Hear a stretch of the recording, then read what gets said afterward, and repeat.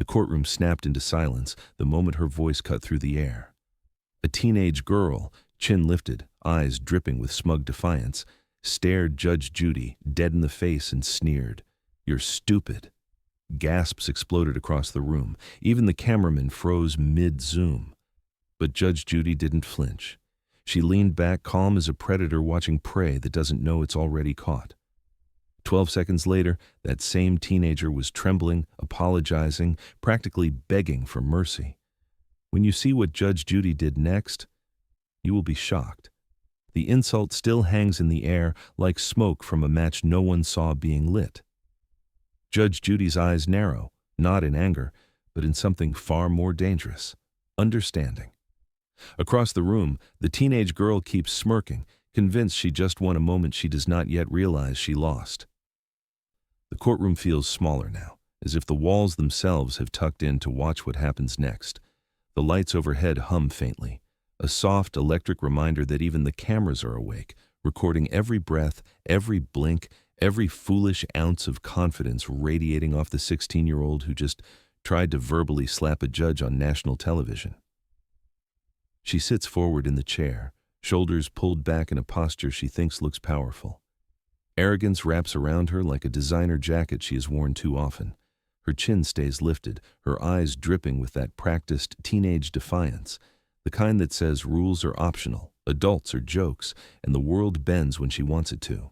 Behind her, her mother's face tells a different story entirely. Her hands twist in her lap, her shoulders sag. Embarrassment presses through her like a shadow she cannot outrun. She came hoping her daughter would learn a lesson. Now she is watching a disaster unfold in slow motion. But the victim, the girl sitting on the opposite side of the room, does not move. She clutches a folder so tightly the edges curl against her palms. She does not look at the teen who insulted the judge. She looks only at the tabletop, as if the wood grain is safer than remembering what was done to her. Judge Judy notices all of it. She leans back in her chair with the calmness of someone who has seen arrogance in countless shapes, countless faces. She knows when disrespect is a reflex and when it is a strategy.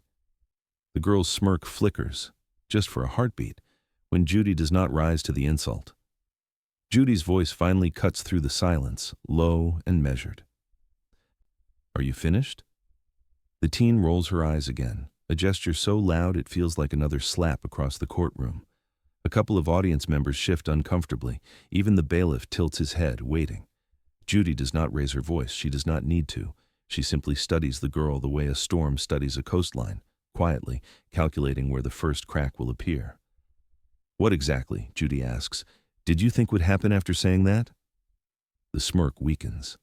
Not much, but enough for anyone paying attention to feel the temperature change. The victim presses her folder tighter to her chest. The mother closes her eyes, and the room holds its breath. Judy leans forward, elbows on the desk, gaze locked on the girl who thought she could play queen in a courtroom she does not control. "Let's start," Judy says, "from the beginning." But just as the teen opens her mouth to speak, something inside the victim's folder slips loose, catching Judy's eye and freezing the next moment in place. The paper that slipped from the victim's folder still trembles on the table, its corner catching the courtroom light like a signal no one meant to send. Judge Judy notices it, a flicker, a detail, a truth waiting for its turn. But the teenage girl misses it completely because she is too busy smiling. The smirk is back, sharper now, emboldened by the attention she thinks she still controls. She leans into her chair, crossing her arms with practiced superiority, as if being questioned is beneath her, and authority is a suggestion she never signed up for. Judy turns her head slightly, studying the girl's posture. The way she rolls her shoulder back when she feels challenged. The judge has seen adults behave like this, politicians, CEOs, people twice this girl's age who crumble under the weight of their own performance. But rarely has she seen the act so early, so raw, so unpolished. It is arrogance in its teenage form, loud, brittle, and convinced of its own brilliance. "State your name," Judy says, not harshly, but with a firmness that lands like a gavel before the gavel. The teen sighs dramatically. "You already know my name." Judy's eyes sharpen. "I asked for the record." A few audience members exhale in disbelief. The mother buries her face in her hands, whispering a silent prayer that her daughter will not dig the hole any deeper. But the girl is unstoppable, convinced the world bends because she decides it should. "My name is Ashley," she says, dragging each syllable with theatrical boredom. "Happy now?" Judy doesn't react, not outwardly, but inside the silence something shifts. Even the fluorescent lights seem to hum a little louder. "Tell me why you're here, Ashley." Another eye roll, another sigh. "Because she," Ashley jerks her chin toward the victim without looking at her, "got dramatic about a joke." The victim's fingers tighten around the folder again, knuckles paling to white. She still hasn't lifted her eyes. She still hasn't taken a full breath. Judy notices. "What kind of joke?" Judy asks. Ashley shrugs. She's sensitive. It wasn't even that bad. Judy tilts her head. "You were calling it a joke now. Interesting." Ashley finally sits upright, defensive reflex firing. "Because that's what it was." Judy doesn't answer. She lets silence do the heavy lifting. It stretches across the courtroom like a net, catching every twitch of arrogance on Ashley's face. The girl shifts, just slightly. Judy turns her attention, briefly, to the folder in the victim's hands. Is there something in there related to this joke? The victim doesn't speak. Her lips pressed together, trembling at the edges. She simply nods once. Ashley scoffs loudly. "Oh, please, she's being dramatic again. There's nothing in that folder that matters." Judy lifts her gaze, eyes narrowing with a calm that feels both surgical and final. "We will see." Ashley sits back, tossing her hair with another burst of attitude, unaware that each gesture is revealing more of her than she intends. And as Judy reaches toward the folder, Ashley suddenly blurts out, "Wait, you don't need to look at that," her voice cracking just enough to expose the first real fracture. The moment Ashley snaps, "Wait, you don't need to look at that," the courtroom freezes mid-breath. Her voice cracks.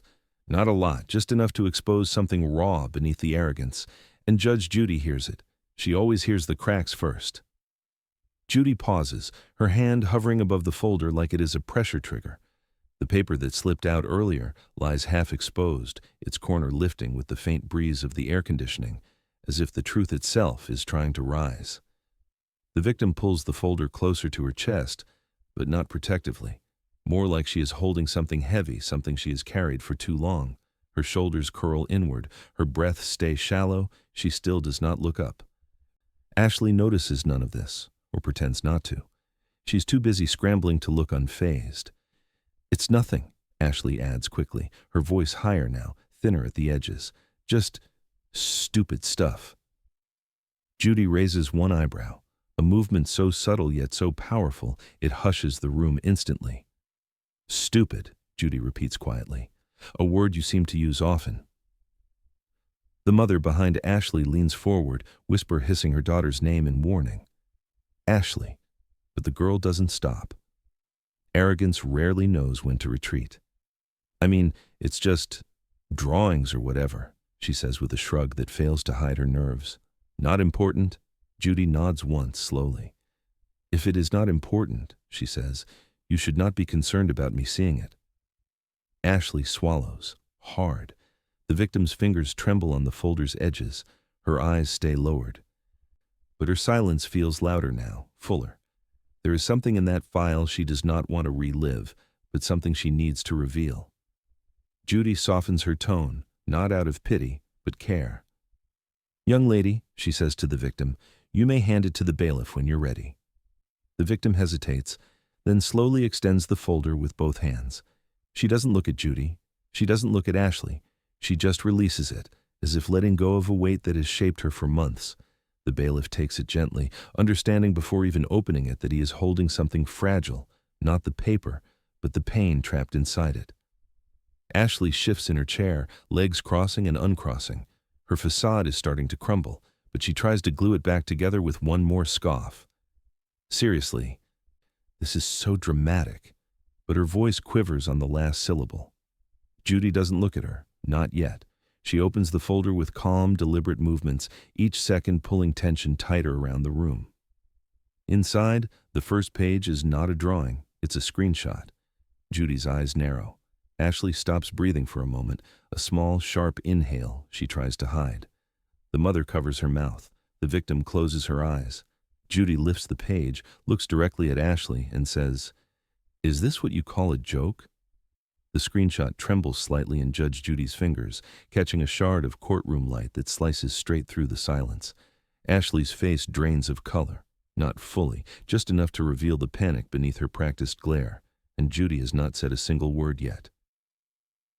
She holds the page up like evidence that speaks louder than any witness. It is a social media post, one Ashley clearly never expected to see again. A message laced with mockery, cruelty, and bravado, typed with the carelessness of someone who believed nothing digital ever comes back. But the internet always remembers, and Judge Judy always notices. Ashley's jaw tightens, her eyes dart between the page, the victim, the cameras, and then the floor, as if searching for an escape hatch that does not exist. "What is this?" Judy asks, her voice steady, cold enough to quiet even the humming lights above. Ashley laughs, or tries to. It comes out strangled, forced, like a sound that forgot how to be confident. "It's old. I don't even remember writing that." The mother behind her stares, as if seeing her daughter for the first time. "Ashley," she whispers, a plea wrapped in heartbreak, "tell the truth." But Ashley doubles down instead. "Everyone posts dumb stuff online. It's not a big deal." The victim flinches, the kind of small, involuntary movement that says she has heard this excuse before, many times. Judy lays the screenshot flat on the desk. Her hand rests on it, fingers gently tapping once, twice, marking the rhythm of Ashley's unraveling. "Not a big deal," Judy repeats.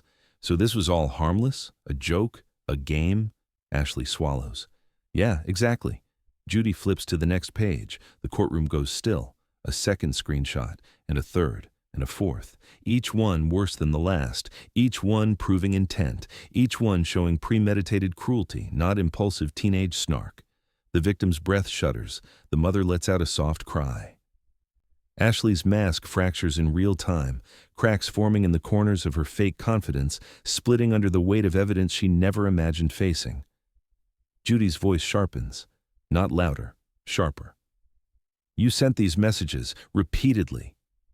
"They're just posts," Ashley snaps, desperation leaking into every syllable. "People exaggerate online. It doesn't mean anything." "Oh, but it does," Judy says quietly. "It means you knew exactly what you were doing." Ashley's eyes widen, not in confusion, but in the dawning horror of someone realizing the trap they set is the trap they are now caught in. The bailiff steps closer. Even the gallery leans in. Judy lifts her gaze, pinning Ashley to her seat with one unbroken line of sight. "You said earlier this folder didn't matter," she says. "But everything in here tells a different story." Ashley shakes her head, barely. It's not what it looks like." Judy closes the folder gently, too gently, as if sealing a verdict long before it is spoken. And then she says, with a tone the courtroom has learned to fear, "I haven't even reached the most interesting page yet." Judge Judy turns the page, and the room tightens around the sound. Another screenshot, and another, and another. Each one lands like a quiet explosion, scattering pieces of Ashley's confidence across the courtroom floor. Ashley shifts in her seat, but her bravado does not follow. It hangs somewhere behind her, abandoned like a coat she is no longer strong enough to wear. Her breathing changes, shallow, uneven, the early rhythm of panic. Judy lays the newest screenshot flat on the desk, sliding it forward with the same precision surgeons use when revealing an X-ray that tells a truth no one wants to see. On the page, Ashley is bragging online. "Watch what I do to her. Judge Judy won't know what hit her." Laughing emojis, screenshots of insults she planned to use, a full strategy built on humiliation. The audience gasps softly. Ashley's mother covers her mouth with trembling fingers. The victim looks down so she will not have to watch Ashley watch herself. Judy leans back slightly, studying Ashley with an expression sharper than anger, disappointment, the kind that cuts deeper because it is controlled. "Tell me," Judy says, "when exactly did this become a game for you?" "It wasn't a game," Ashley blurts out, hitting the word too hard, too fast. "I was just, I don't know, joking around online." "Everyone does." Judy's eyes narrow. "Everyone does not orchestrate an attack for entertainment." Ashley's lips part, searching for a sentence that does not exist. Her tongue presses against her teeth, Her shoulders tense, but nothing comes out. Her silence speaks louder than her insults ever did. The bailiff steps closer, sensing the shift, not hostility, but collapse. Judy flips to another page, a message typed late at night, time-stamped and unfiltered. "I'm going to destroy her on TV. Wait till you see." The words hit Ashley like a slap from her own hand. She blinks rapidly, as if hoping the words will blur away. Her mother lets out a stifled sob. "Ashley, why would you write that?" Ashley shakes her head violently. "It wasn't serious. People talk big online. Nobody means it. Yet you followed through," Judy says quietly. "You insulted a judge because you thought the cameras would make you invincible." That line lands hard. Ashley stops fidgeting. The room grows still, as if waiting to see which version of her will speak next, the arrogant one or the frightened child clawing to the surface. Judy folds her hands. The internet never forgets Ashley, and today, neither will this courtroom. Ashley's eyes fill with something she has not allowed herself to feel. Fear. Real fear. The kind that unravels ego thread by thread. Judy watches her closely. "Now," she says, "tell me why you wanted so badly to embarrass her." Ashley hesitates, a long, cracking silence. Her mouth opens. But before she can speak, Judy taps the folder again and says, "Because from what I see here, this was never about her. It was about you." Ashley opens her mouth to defend herself, but nothing comes out. For the first time since stepping into the courtroom, her confidence does not just falter, it vanishes. The silence that follows is not empty. It is thick, weighted, the kind of silence that exposes people more than any confession ever could. Ashley sits frozen, her eyes darting between the folder, the judge, and the victim she pretended not to care about. Judge Judy watches her with calm intensity, elbows resting lightly on the bench, fingers interlocked. She waits. She does not hurry. She does not push. She lets the silence do what confrontation cannot. Ashley swallows. Her throat bobbles unevenly. Her hands fidget with the hem of her shirt, twisting the fabric until her knuckles pale. "You wanted to embarrass her?" Judy asked quietly. Not accusing, just uncovering. Ashley shakes her head. I didn't mean." "Then what did you mean?" The question lands like a dropped stone, rippling across the courtroom. Even the cameraman stops adjusting the lens, sensing the emotional pivot. Behind Ashley, her mother leans forward. Her voice is barely a whisper. "Sweetheart, just tell the truth." But truth has always been the one thing Ashley runs from. Her jaw tightens. She tries to lift her chin, tries to rebuild the persona she crafted online, but it slips through her fingers like sand. Her posture shrinks. Her voice lowers. "It was just something to do," she mutters. The victim finally raises her eyes, just a little. Her expression is not angry. It is sad, exhausted, the look of someone who has survived cruelty long enough to recognize when it begins to collapse. "You hurt her for entertainment," Judy says, her tone steady, not sharp but deeply disappointed. "You built your confidence on someone else's fear." Ashley's breath trembles. "I didn't think she'd take it seriously." "She did," Judy replies, "because you made it serious." A flicker crosses Ashley's face. Guilt, maybe, or recognition, or the earliest hint of remorse. Something inside her shifts, a slow collapse she cannot stop. Judy leans forward, voice soft but surgical. "What were you trying to prove, Ashley? And to who?" Ashley's eyes dart away, her shoulders fold in, her voice cracks like thin ice. "I don't know." But Judy knows that answer is a lie born of fear, not deceit. The victim speaks unexpectedly, her voice small but steady. "You wanted people to laugh at me." Ashley flinches as if struck. The bailiff steps closer, not for safety, but because the emotional weight has changed the room's gravity. Judy's gaze sharpens. "There is something you are still hiding." Ashley's breathing becomes unsteady, panic rising in her chest like a tide she cannot hold back. She grips the edge of the table, knuckles trembling. "I'm not hiding anything," she whispers, eyes dropping, voice thinning. "That," Judy says softly, "is the first honest thing you have said today." Ashley looks up, startled, caught between shame and relief. And then Judy leans closer, her voice dropping to a quiet, unyielding edge. Because the folder tells me exactly what you tried to hide. For a moment, Ashley looks almost weightless, like her arrogance has been peeled off and the real girl underneath is blinking in the harsh courtroom light. Her shoulders slump. Her breathing stutters, and Judge Judy sees it, the mask finally starting to crack. Judy does not rush. She lets the air settle, lets the truth hover just above the table like a final unspoken sentence. The room is quiet enough to hear the faint buzz of the ceiling lights, a thin electrical whisper cutting through the tension. Ashley stares at the folder as if it might rewrite itself if she looks hard enough. Her fingers twitch on the tabletop, scraping lightly against the wood in a rhythm she cannot control. She tries to sit up straighter, tries to find the confidence she walked in with, but it is gone. Ashley, Judy says calmly, you planned your behavior. You bragged about it. You rehearsed it. Ashley winces. The word rehearsed hits her like a spotlight she cannot dodge. Behind her, her mother leans forward, voice shaking. Why would you do that? What made you think this was okay? Ashley cannot answer. Her mouth opens, but the words collapse before they form. Across the room, the victim watches quietly, her hands no longer gripping the folder, but resting gently on it, as if the weight has shifted from fear to anticipation of truth. Judy studies them both, her eyes sharp and deliberate. This was not impulsive, she continues. This was intentional, calculated. Ashley's breathing sharpens. It's not like that. Judy raises an eyebrow. Do not interrupt unless you are prepared to be honest. Ashley presses her lips together, silencing the protest before it sprains into another lie. The courtroom feels tighter now, not hostile, but emotionally condensed, like the air is learning to hold its breath every time Judy speaks.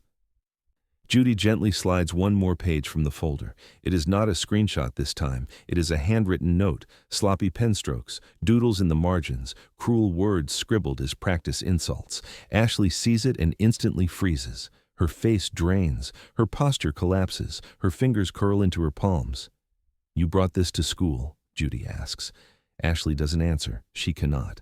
The victim's voice, small but steady, breaks the silence. She showed it to people. She said she couldn't wait to destroy me on TV. The gallery murmurs, not loud, but enough for the tension to ripple across the room like a warning siren. Ashley's eyes fill with something she has avoided for months. Recognition. Not guilt yet. Recognition. She sees the version of herself reflected back at her, and she does not like what she sees. Judy's voice softens. What were you trying to prove, Ashley? Who were you performing for? Ashley blinks rapidly. Her throat tightens. Her bravado is gone, replaced by the trembling edges of a truth she is terrified to admit. I don't know, she whispers. But Judy knows that is the beginning of the truth, not the end. A hush settles over the room. The moment blooms, fragile and heavy. And just as Ashley lowers her gaze, the victim leans forward and whispers something, so quiet it barely reaches Judy, but loud enough to make her eyes snap sharply toward the girl. The victim's whisper drifts through the courtroom like a thread of cold air. Judy hears it, sharp, unexpected, and far heavier than its volume. Ashley hears it too, and her entire body goes still. Judy turns her head toward the victim, her eyes narrowing not in suspicion, but in anticipation. She senses something pivotal, a truth waiting behind the girl's trembling lips. Say it again, Judy says gently, louder. The victim hesitates, her fingers press lightly against the folder, as if grounding herself. Then she lifts her gaze, for the first time holding Ashley's eyes without flinching. She recorded herself practicing, the victim says quietly. She told people she was going to humiliate you, on video. The gallery gasps, a ripple of disbelief cutting through the room like a sudden draft. Ashley's reaction is immediate, instinctual, panicked. There is no video. But her voice betrays her. It cracks, twice. Judy holds up a hand, silencing the outburst with surgical precision. You're certain? She asks the victim. The girl nods. She showed it to 2 classmates. They showed me. It's on a phone somewhere. The bailiff steps forward, posture shifting into the quiet authority of someone who knows where this is going. Even the audience leans in as if pulled by gravity. Ashley's chest tightens. Her breath comes fast, shallow, uneven. She grips her chair, trying to hold herself together as the lies she stacked begin to slide in every direction. "There is no video," she repeats, but her voice rises like a plea, not a denial. Judy looks at her, not angry, not triumphant, but with a calm that feels like a trap closing. "A video," Judy says softly, "would tell us exactly what you intended before you walked into this room." Ashley shakes her head, frantic. You don't need, it was nothing, okay? It was stupid." "So there is a video," Judy says. The words land like a knife dropping point first into the table. Ashley's face falls. Her mother gasps. The victim lowers her gaze again, the moment too heavy to witness twice. The bailiff steps beside Ashley, voice firm but gentle. "If the recording exists, we can retrieve it." Ashley's panic reaches a breaking point. "No, please, it's not, you don't understand." But Judy does understand, perfectly. She nods toward the bailiff. "Collect the victim's phone first." Ashley's heartbeat seems audible, a frantic, unsteady rhythm filling the room. Her fingers curl tightly, knuckles white, nails pressing into her palms. The bailiff retrieves the phone. The victim opens her gallery, navigating slowly, trembling, until the screen glows with a familiar thumbnail. A blurry shot of Ashley in her bedroom, phone propped up, rehearsing insults with the confidence of someone who thought she would never be held accountable. Ashley's breath stops. Judy nods. "Play it." The bailiff taps the screen. The courtroom lights dim against the sudden brightness of the video. Ashley's pre-recorded voice fills the room. Judge Judy won't even see it coming. And just as the video continues, revealing the full extent of Ashley's rehearsed cruelty, Judy leans back, eyes narrowing with a realization that will flip the entire case. Ashley's pre-recorded voice fills the courtroom like a ghost she accidentally summoned. Her own laughter echoes, bold and sharp, a weapon she crafted long before entering this room. And with every passing second of the video, her real-world body seems to shrink in its chair. The screen glows bright, casting harsh white light across Ashley's face, a spotlight she cannot escape. In the video, she stands confidently in her bedroom, hair perfect, smile venomous, delivering insults with the same precision a performer rehearses a monologue. "Watch this line," her past self giggles. "I'm going to call her stupid on national TV." The gallery gasps as if slapped. Ashley's current expression is nothing like her digital twin. On screen, she is bold, cocky, unstoppable. In the courtroom, she is trembling, color draining from her cheeks as the two versions of herself collide violently. Her mother covers her mouth, shoulders shaking. The victim lowers her eyes, unable to watch, but unable to escape the sound of it. And Judge Judy, she does not flinch. She watches with the detached focus of someone who has seen arrogance take many forms, and has seen everyone eventually collapse. The video continues. Ashley practices angles, gestures, timing, repeating the same insult again and again until she perfects the moment she planned to embarrass a judge for sport. It is not impulsive, it is not accidental, it is deliberate cruelty caught in high definition. Ashley whispers, voice cracking. "Can you turn it off? Please, please turn it off." Judy does not respond. She waits until the final seconds play out, until the younger version of Ashley looks straight into her phone and says, "She thinks she's smart, but I'll make her look dumb." When the video ends, silence drops heavy over the room. No one breathes. Even the lights seem frozen in place, humming softly like they are trying not to move. Ashley hides her face in her hands. Her fingers tremble violently. Her shoulders quiver. "You rehearsed disrespect," Judy says calmly. "You planned humiliation. You used another girl as a stepping stone to your moment." Ashley shakes her head, tears clinging to the edges of her lashes. I didn't think it was real. I didn't think." "That's the problem," Judy replies. "You did not think about anyone but yourself." The victim watches her, eyes soft, not triumphant, just deeply tired from months of fear and shame. Judy leans back slightly, her voice steady. "This video didn't just expose your intent, it exposed your values." Ashley crumbles deeper into her seat, her voice barely audible. "I'm sorry. I didn't mean for it to go this far." Judy studies her, not convinced, not cruel, simply searching for something human beneath the wreckage. "Ashley," she says softly, "we are far from finished. Ashley's tearful eyes lift, desperate, pleading. And Judy, with a tone that slices through the tension, says, "Because now I need to know why hurting her made you feel powerful." Ashley's tears gather, but none fall, as if even gravity is waiting to see what she says next. Judge Judy's question lingers in the air. Why did hurting her make you feel powerful? And suddenly, the room feels too small for the truth Ashley has spent years running from. Judy does not look away. She does not blink.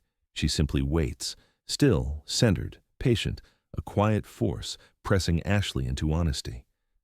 Ashley's breathing is uneven, shaky. She wipes the corner of her eye with the back of her trembling hand, trying to hide her fear. But fear has already entered the room. It sits beside her now, undeniable. "I wasn't trying to feel powerful," Ashley whispers. Judy tilts her head slightly. "Then what were you trying to feel?" The question breaks something open, not loudly, but in a slow, sinking way, like floorboards giving under too much weight. Ashley's gaze drops to her lap. Her fingers twist violently in her sleeves. "I don't know," she mutters. The same lie she has used for years, now brittle and useless. Judy does not accept it. "Yes," she says calmly, "you do." Ashley's throat tightens. Her voice shakes. "It wasn't about her. I swear it wasn't." The victim lifts her head, startled, unsure if she should feel relief or dread. "It was about you, wasn't it?" Judy presses. Ashley nods once, a small, broken nod. Her shoulders fold inward, like she is turning back into the child she was before she learned to weaponize cruelty. The courtroom waits. And then, slowly, Ashley begins to speak. She whispers, "I didn't want to feel small anymore." The words land like a confession pulled from a wound. Her mother exhales sharply, tears sliding down her cheeks. Ashley continues, voice trembling like a paper held over flame. "People at school, they make fun of everyone. It's normal. And if you're the one joking, nobody jokes about you." Judy's expression softens in a way only those who understand deep emotional damage can manage. "So you hurt her to stay invisible?" Ashley shakes her head. "No. To not be the weak one." The victim's eyes fill, not with anger, with recognition. Pain recognizing pain. Ashley covers her face. Her voice breaks. "I didn't think it mattered. I didn't think I mattered." Judy exhales, slowly, deeply. The kind of exhale that carries both understanding and sorrow. "Truth has weight," Judy says quietly, "and you've been carrying the wrong version of it." Ashley looks up through wet lashes, confused and exposed. "What does that mean?" "It means," Judy answers, leaning forward, "you built a shield out of cruelty, but shields can hurt the people you swing them at." Ashley swallows, shaking. The victim's voice cuts softly through the room. "So I was never the problem. You were scared." Ashley's chest caves inward. She nods, tiny, fragile. The shift is visible. A power reversal not of dominance but of honesty. The first real one in the entire hearing. Judy sits back, her gaze steady. "We are going deeper, Ashley, because this did not start with this case." Ashley freezes. "You have been hiding something," Judy says softly, "and I think today we finally reach it." Ashley's breath catches the moment Judge Judy says it. "You have been hiding something." The words hit her harder than the video, harder than the folder, harder than the humiliation unraveling her. And for the first time, she looks genuinely afraid. She presses her palms against the table, trying to steady herself as if the wood beneath her hands could anchor her. It does not. Her fingers shake anyway. Her shoulders tremble under the weight of a truth she's been outrunning for years. Judy leans forward, her voice low, steady, patient, the kind of patience that makes even silence feel like a question. "Ashley," she says, "what happened to you?" The room holds its breath. Ashley's lips part. Her eyes blink rapidly, panic flickering through them in uneven waves. She glances at her mother, helpless, heartbroken, silently pleading for honesty. Then she looks at the victim, who for the first time is not looking away. Ashley tries to speak. One syllable escapes, then another, but the third gets stuck. I can't," she whispers. Judy does not push, she simply waits. She knows the hardest truths are not forced, they surface when silence finally makes lying impossible. Ashley's throat tightens again, her voice thins to a trembling thread. I don't want to say it. That, Judy replies gently, is exactly why you need to. The victim shifts slightly, her hands clasping together in quiet understanding. She recognizes that kind of fear, the fear of saying something aloud that makes it real. Ashley blinks back tears, but one slips anyway, tracing a slow, shaking line down her cheek. She wipes it quickly, ashamed of the vulnerability she never wanted anyone to see. Her mother leans close, whispering, "Sweetheart, whatever it is, you are not alone." The words break something open. Ashley grips the table harder, her knuckles whitening. Her breathing stutters. The courtroom seems to blur around her edges. I wasn't always like this, she chokes out. I didn't used to be. Judy nods once. Then what changed? Ashley closes her eyes, inhaling sharply, as if gathering courage she does not possess. When she opens them again, the mask is gone. There is only the raw, trembling girl beneath the performance. There was, her voice falters, an incident. The mother freezes. The victim straightens. Judy's eyes sharpen, not with judgment, but with clarity. She recognizes the tone, the hesitation, the fracture. What kind of incident? Judy asks quietly. Ashley turns away, tears dripping freely now, shaking her head again and again. I don't want to talk about it. I can't. I can't. Her mother's eyes widen, horror dawning, not at Ashley, but at the memory she is trying to bury. Ashley, her mother whispers, voice cracking, are you talking about that day? Ashley breaks. A sob escapes, not loud, but devastating. The courtroom shifts, the energy collapsing into a heavy human stillness. Judy softens her voice to a whisper. Tell us, because the pain you caused did not come from nowhere. Ashley shakes violently.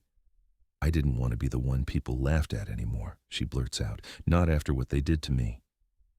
I swore I would never be the weak one again. Judy's face changes, not shocked, but deeply, painfully understanding. The victim covers her mouth, tears welling. Judy leans in, voice barely audible. Ashley, what exactly happened to you? Ashley's confession hangs in the air, fragile, trembling, unfinished. For a long moment, no one moves. Even the courtroom lights seem to dim, as if giving her pain a moment of silence. Then, slowly, everything inside Ashley collapses. She slumps forward, elbows on the table, hands covering her face as sobs shake through her. These aren't the defensive tears of someone caught. They are the deep, breaking sobs of someone who has finally touched the place she never wanted anyone to see. Her mother rises from her seat involuntarily, a hand pressed to her chest, guilt pouring across her features in waves. Ashley, she whispers, voice cracking, I should have known. I should have seen how much you were hurting. Ashley doesn't look up. Her entire body trembles with the weight of years she has kept silent. Years she replaced softness with cruelty, fear with performance, vulnerability with armor she forged out of other people's humiliation. Judge Judy gives the moment room to breathe. She doesn't interrupt. She doesn't judge. She waits, letting the storm inside the girl finish crashing before speaking into the quiet aftermath. When she finally does speak, her voice is calm, gentle. Pain, she says, does not excuse harm, but it does explain it. Ashley sniffles, wiping her face with a shaking sleeve. I didn't mean to hurt her like that. I didn't want to be the one everyone picked on. I didn't want to feel small again. The victim listens, eyes softening in spite of everything. She doesn't nod. She doesn't forgive. She just hears her, and it matters. Judy shifts her gaze to the victim. Would you like to say something? The victim hesitates, hands tightening around the folder one last time before she sets it aside, gently, with finality. When she speaks, her voice is soft. I never wanted to ruin your life, Ashley. I just wanted you to stop hurting me. Ashley looks at her, truly looks at her, for the first time since the hearing began. Their eyes meet, not as enemies, but as two girls carrying different kinds of wounds. Ashley whispers, I'm sorry. It isn't rehearsed, it isn't polished, it is small, shaking, imperfect, which makes it the most honest thing she has said all day. Her mother steps closer, voice trembling. I failed you, sweetheart. I should have helped you after what happened. I thought you were strong, but you were just hiding. Judy nods gently. Strength isn't about hiding. It's about healing. Ashley's tears fall again, but this time they're quieter, not explosive, not panicked, just real. For the first time, the courtroom feels less like a battlefield and more like a space where truth has finally found oxygen. Judy leans forward, folding her hands. We're not finished yet, she says softly. You still have to face the consequences of what you did. Ashley nods, slowly, shakily, but willingly. And then Judy adds in a tone filled with quiet gravity, because healing begins with accountability. The storm inside Ashley has quieted, leaving behind a silence that feels strangely clean, like the air after rainfall. Judge Judy watches her carefully, seeing not the arrogance that walked into the courtroom, but the frightened girl who finally let the truth surface. Now comes the harder part. Rebuilding. Judy straightens in her chair, her hands folding neatly atop the desk. Now, she says, voice steady and deliberate, we go through the truth, piece by piece. Ashley nods, eyes still red, breathing steadying but fragile. Her mother sits close behind her, protective but shaken, like someone trying to hold together something precious that cracked long ago. The victim sits quietly, posture softer than before, not triumphant, not vindictive, simply witnessing a story she never knew was unfolding on the other side of the cruelty. Judy slides the folder back toward the center of the bench. Let's start with the messages, she says. Ashley winces but doesn't look away. She nods. Okay. Judy lifts the first screenshot, the one with the rehearsed insults. You understand this isn't just a message, she says gently. It's a choice. Ashley swallows. I know. A choice to harm someone for your own shield, to protect yourself by exposing someone else. Ashley's voice is barely a whisper. I didn't know how else to feel safe. The victim takes a small breath, her voice gentle. You didn't have to choose me. Ashley's eyes snap toward her, not defensively, but brokenly. I'm sorry. I swear I didn't mean. Judy lifts a hand softly. Not yet. Apologies mean little without understanding. Ashley looks down at her hands, fingers curling inward as if holding on to the seriousness of the moment. Judy moves to the next sheet, the handwritten note filled with practiced lines. This, she says, didn't come from a moment of anger. It came from rehearsal, planning, intent. Ashley nods again. She doesn't argue, doesn't deflect. Her voice is small. I thought, if I looked strong, people wouldn't remember what happened to me. Her mother presses a hand over her heart, eyes brimming. Oh, sweetheart. Judy's tone softens. There's nothing strong about causing pain. True strength is facing your own. Ashley's lower lip trembles. She nods again, accepting it, absorbing it. Judy places the video evidence next. And here, she continues, we see the performance, not confidence, camouflage. Ashley's voice breaks. I didn't want to be someone people laughed at anymore. The victim whispers, but you made me the one. Ashley finally turns toward her, tears falling freely. I know, and I'm sorry. I'm so sorry. For a heartbeat, the two girls just look at each other, not as bully and victim, but as two wounded teenagers entangled in hurt neither asked for. Judy gives them that moment, then she clears her throat softly. We are not done, she says. Rebuilding the truth means facing every part of it, including the consequences.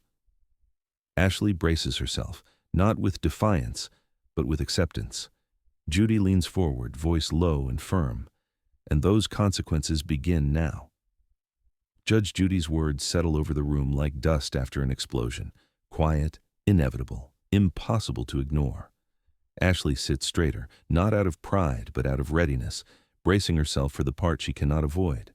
Justice is coming, but not the kind she expected.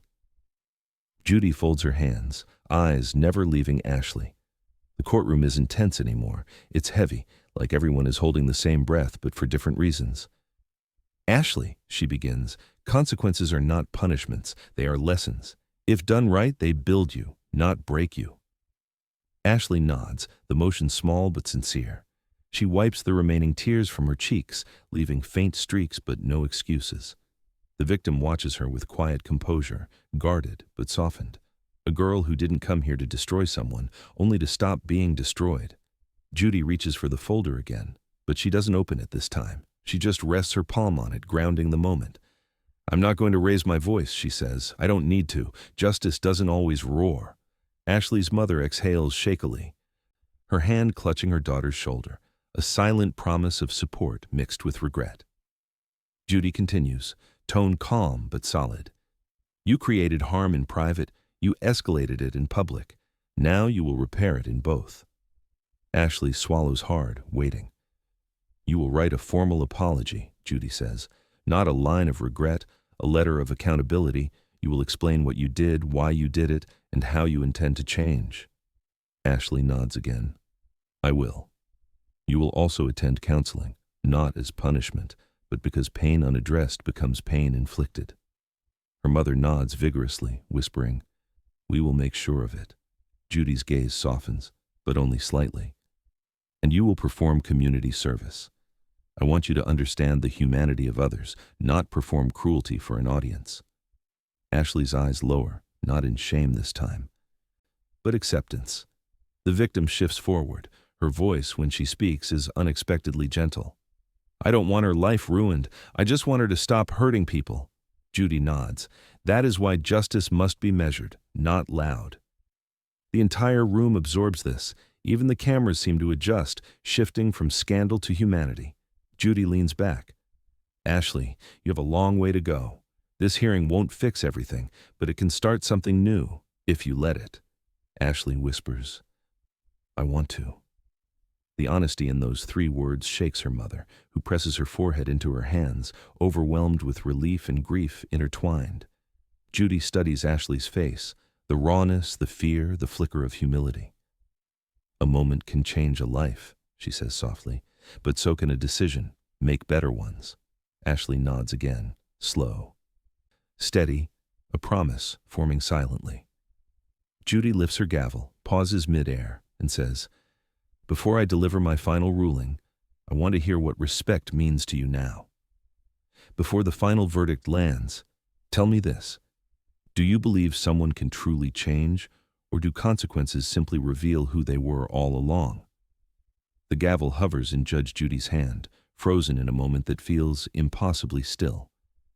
Ashley's eyes shimmer, not with defiance, but with the fragile hope of someone ready to step out from behind the mask she's worn too long. All she needs to do is answer. Judy's question lingers in the air. What does respect mean to you now? Ashley takes a breath, one that shakes on the way in and trembles on the way out. Her fingers lace together on the table, and for once, she doesn't hide them. She doesn't hide anything. Respect, she begins, voice soft but steady, is seeing people as real, not targets, not props in a joke, real.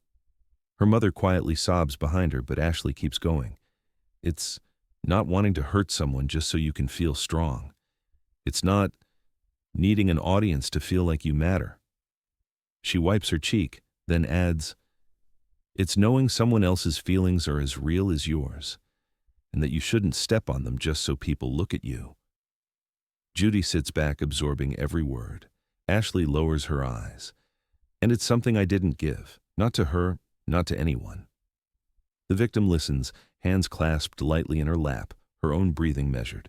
She doesn't look triumphant. She looks relieved, like truth has finally stitched together a wound that's been open too long. Judy nods slowly. That, she says, is the beginning of accountability.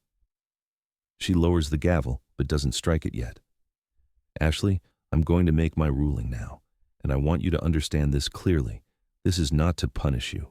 It is to prepare you for the kind of person you must become if you ever want to walk through the world without hurting others. Ashley nods.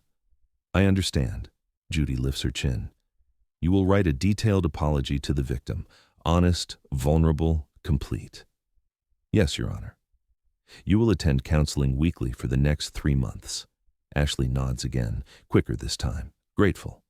You will participate in community service, not because you owe society a debt, but because you need to learn empathy the way you learned cruelty, through experience. Ashley's voice cracks softly. I will. Judy's gaze softens. Good. She turns to the victim. And you showed tremendous courage bringing this forward. You asked not for revenge, but for peace. And today, you got what you came for.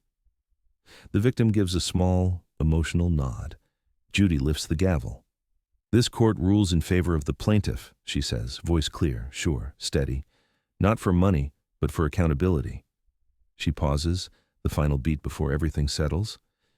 And Ashley, she adds, voice lowering into something almost gentle. You do not need to be the weak one or the cruel one. You just need to be better.